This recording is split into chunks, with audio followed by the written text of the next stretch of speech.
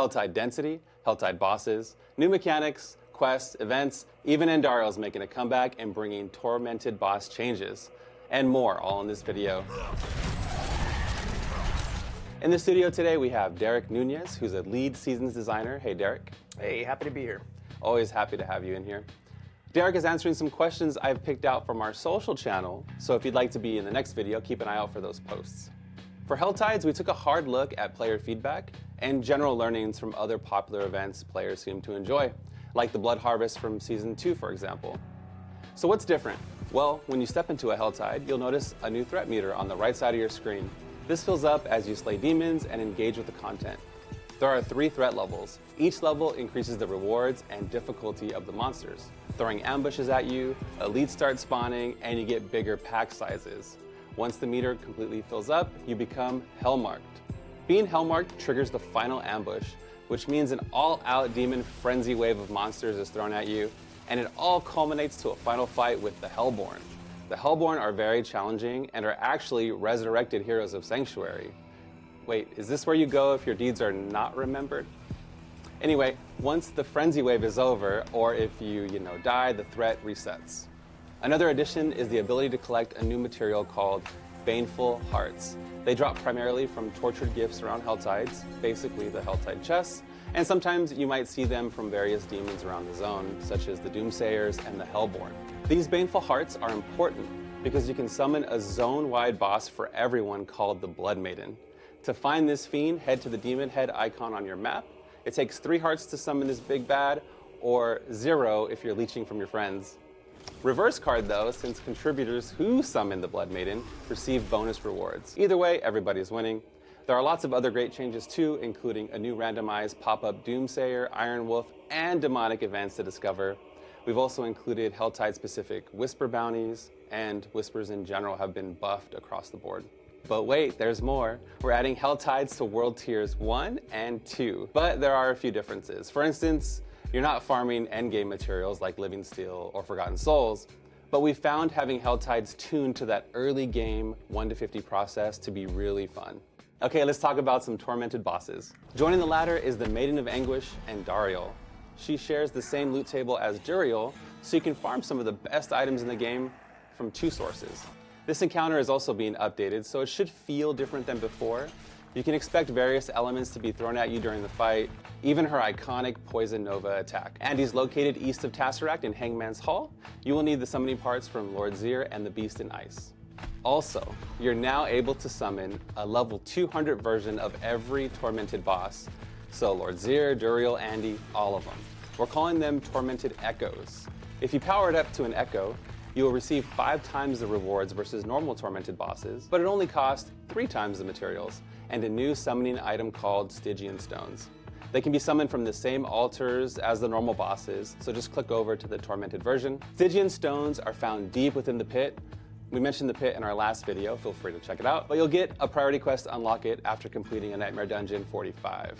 You can run them solo or in a group. In addition, the first time you kill any of these Tormented Echo bosses, you will receive a Resplendent Spark for your troubles, which is going to go a long way in crafting those uniques. Crazy big shout out to the team for all these awesome changes, but now we have some questions picked straight from social media for Derek. Derek, I appreciate you sitting through all that. Oh, absolutely. Ruan wants to know if limited time events will return in the future, like Midwinter Blight. Yeah, I love the sense of experimentation we got to do with the Midwinter Blight and the follow-up, the Lunar Awakening. And while I don't have details to share right now about the future of limited time events, what I can say is that the spirit of them and the pursuits of novelty and novel mechanics that they went for is definitely part of the inspirations that went into the upgraded Helltides. Go check out the Tides for now. Yeah, I loved leveling actually in the other events, so now I get to level in Helltide, so I think it's a win. Yeah, absolutely. Like one of the examples of that was the Lunar Awakening introduced the Lunar Awakening Whisper bounties. So that was, again, like another type of element that we pulled into the Helltides, where we now have the Helltide bounties. Yeah, I think they're noted by that little fire symbol on the Whisper. Yeah, they're hard to miss. I have a question from Ted. He wants to know, will Helltides appear before the campaign is completed? Yeah, so the Helltides are still unlocked by completing the campaign or by creating a campaign skipped character. Part of the updates with the Season 4, I guess like Helltide expansions, is that they now appear in World Tiers 1 and 2. If you create a campaign-skipped character, you'll have access to the tides all the way from level 1 to 100. Marco would like an alert when somebody activates an accursed ritual, basically summoning the Blood Maiden. There actually is an alert that pops up. So when someone deposits all the Baneful Hearts required to kick off the accursed ritual event, we actually do broadcast a banner notification across the middle of the screen. So definitely keep an eye out for that.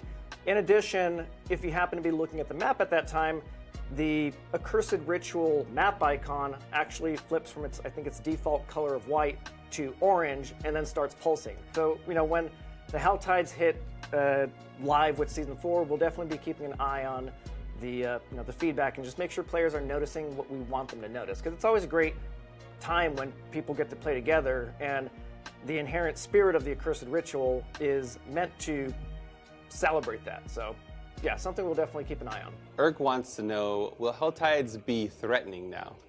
That was actually one of the team favorite observations that we had from players on the PTR, that we were actually getting some great reports that the Helltides actually did feel much more threatening than they did in any season prior. So yes, to answer it shortly, yes, the Helltides are absolutely more threatening in Season 4.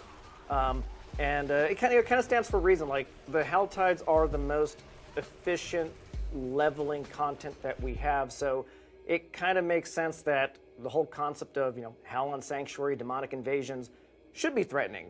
Yeah, the density really ramps up, and I'm all about that. Question from Condis: they would love a feature in Helltides that auto pick up the cinders to limit backtracking. Yeah, I mean, with that, I'm really happy to say that for the Season 4 PTR, we actually did increase the Aberrant Cinder pickup radius. And players did catch on to that, and just the team in general was just really happy to get that in. So it was in the PTR, it'll absolutely still be there for Season 4 proper. And, this kind of all ties in line with one of the pillars of the Helltide upgrades was just to find opportunities to maximize efficiency, and increasing the Cinder pickup radius was certainly one of the tactics that we did to achieve that. No one likes to backtrack and go pick up cinders and break your flow. On the topic of maximizing efficiency, one thing that was not in the PTR but is in the Season 4 launch is we've actually decreased the amount of time it takes to interact with and open up the tortured gifts. So again, we're through, thanks to the threat system and just the increased density in the Helltides, we really just wanted to minimize friction and keep the players moving. I can't tell you how many times I'm trying to open up a chest and then I get interrupted. And like you said, with the increased density, it could make that even more problematic, so that's a great change. I like that one. I have a question from username Why Do I Bother? They would like more chance encounters in Helltides, like a butcher-style mechanic. Yeah, when we were looking at the Helltide upgrades, those types of chance encounters, random encounters, or just like opportunities to add like dashes of novelty or surprise was definitely something that we were taking a look at, and it's definitely in the spirit of the Doomsayer events. I kind of like to describe them as like these Kinder Egg surprises where when you interact with them, they crack up and explode into a variety of different things. One of which, my favorite being, is the Treasure Goblin variant. But yeah, we're always looking for just ways to splice up the moment-to-moment core loop. So I wouldn't write anything off just yet. JR has a request. He would not like a 5-minute cooldown between Helltides. How do you feel about that? Yeah, that's a good one. We actually did decrease the downtime between the Helltides, as we all recall, down to the 5 minutes it is right now. But we don't necessarily have any updates to share on decreasing that any further at this moment, but we're always looking again for opportunities to streamline and maximize decrease downtimes across the board. For what I can say right now is, maybe even sometimes the demons of hell need a little bit of a break. Well, thanks, Derek, for taking the time to answer some of these questions. And honestly, most of these changes have been sparked from our community, so keep the feedback coming. That's going to be all for today. We'll see you in Sanctuary. See you.